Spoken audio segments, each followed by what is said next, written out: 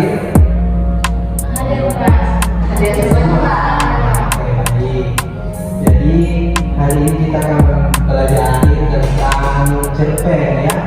Jadi cerpen itu adalah cerita pendek karya sastra yang berbentuk prosa fiksi yang menceritakan sebagian kecil kehidupan tokoh dengan alur yang ringkas. Jadi pada cerpen ini berfokus membahas pada satu konflik utama yang terkesan mendalam. Nah, jadi sebelum itu Bapak ingin bertanya. Nah, dari anak-anak semua apakah ada yang pernah atau yang mungkin suka membaca cerita-cerita atau menonton dari aplikasi-aplikasi media sosial seperti Wattpad atau apa? Ada?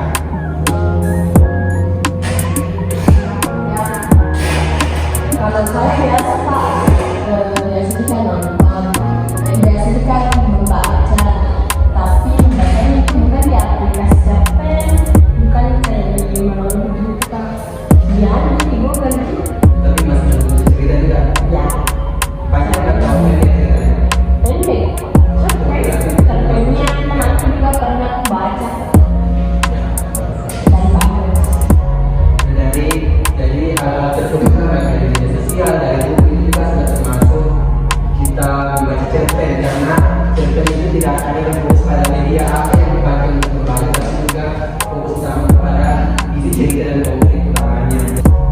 Nah, jadi anak-anak semua di sini kita bisa lihat secara bersama-sama. Jadi di sini cerpen itu adalah sebuah karya sastra berbentuk prosa fiksi yang menceritakan sebagian kecil kehidupan tokoh melalui alur yang diceritakan secara ringkas dan berfokus utama pada satu konflik yang terkesan secara mendalam. Nah, ada ciri-cirinya, yakni ada cerita singkat dan padat. Jadi ciri-ciri utama dari cerita pendek ini adalah singkat, yang menjadi cerita singkat. Selanjutnya ada hanya cuma satu konflik utama, jadi fokus utama pada konfliknya. Jadi ada juga yang ketiga jumlah tokohnya di sini juga terkesan lebih sedikit karena kan alur dari cerita ini juga pendek, tidak panjang. Juga di cerita ini memiliki justru tentunya memiliki latar itu berupa tempat, waktu, suasana yang terkesan terbatas. Juga bahasa yang digunakan itu terkesan sederhana, lugas, namun mudah untuk dipahami. Juga ada yang telah memberikan kesan atau pesan yang mendalam. Adapun unsur utama dari cerita itu sendiri adalah yang pertama tema. Tema ini berisi ide pokok atau gagasan utama dari cerita. Selanjutnya ada tokoh dan penokohan. Nah, tokoh dan penokohan ini adalah mereka atau pelaku yang ada dalam cerita beserta sifat-sifatnya.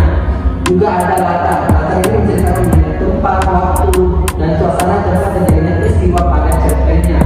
Selanjutnya ada alur. Nah, alur ini adalah rangkaian peristiwa yang terjadi dalam cerita, mulai dari prolog, dari awal dan dari akhir hingga menuju konflik.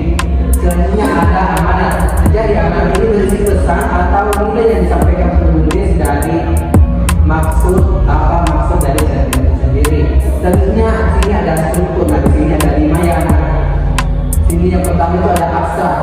Nah, abstrak ini berisi gambaran singkat mengenai isi cerita. Selanjutnya ada orientasi. Orientasi ini berisi pengenalan tokoh, latar, dan situasi awal. Selanjutnya ada komplikasi. Nah, komplikasi ini adalah hal yang munculnya masalah atau konflik pada cerita. Selanjutnya ada resolusi. Resolusi ini berisi upaya dalam menyelesaikan masalah yang terjadi pada konflik. Selanjutnya ada koda. Nah, koda ini adalah bagian akhir dari cerita yang memberikan kesan secara mendalam. Nah, sini ada juga contohnya. Jadi dengan judul sepatu lusuh. Raka setiap hari berangkat sekolah dengan sepatu yang lusuhnya. Ia malu saat melihat teman-temannya memakai sepatu baru. Namun Raka tidak pernah mengeluh karena ia tahu orang tuanya bekerja sangat keras untuknya. Hingga suatu hari dia mendapatkan penghargaan karena menjadi siswa berprestasi. Dan Raka pun sadar bahwa kasih sayang dan kerja keras orang tua adalah hal yang paling berharga. Nah, di sini amanatnya itu jadi hargailah perjuangan orang tua kalian, baik itu karena apa yang orang tua kerjakan itu adalah usaha yang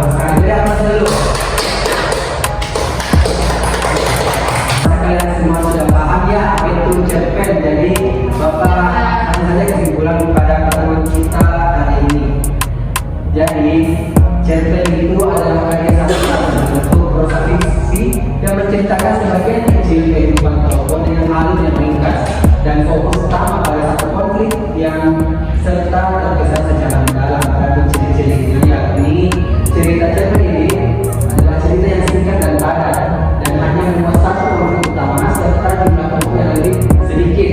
Nah, cerpen ini juga memuat latar tempat waktu suasana yang terbatas. Juga bahasa yang digunakan juga harus lugas dan mudah dipahami tentunya, serta memberikan kesan atau pesan yang mendalam.